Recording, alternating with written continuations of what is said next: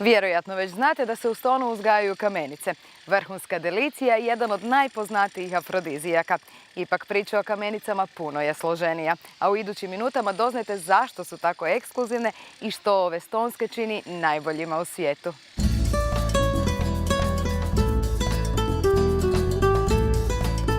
Kamenicu nazivaju kraljicom svih školjaka, a u Malostonskom zaljevu uzgaja se još od razdoblja rimske vladavine ovim prostorom.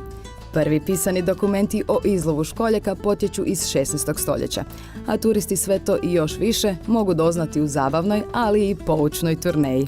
Idemo na farmu kamenica i tu gostima demonstriramo kako se kamenice uzgajaju, kako rastu, kako taj cijeli proces i onda probaju po nekoliko kamenica. Malo vina, neko više, neko manje i to sve zajedno traje nekakvih 45 minuta do sat i pol vremena, ovisi koliko su gosti pokazali interesa da bi ostali. Ja. I kakve su im reakcije nakon te vaše ture?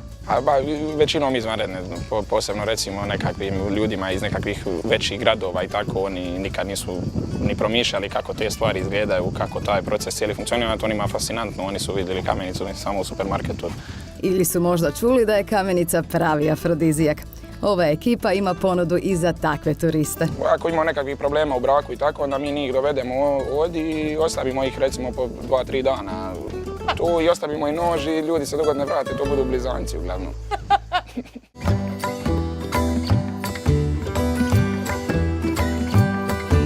Kamenice su, kažu nam ovdje u Stonu, prilično ozbiljan posao. Iako ih uzgajate, ali i ako ih samo jedete.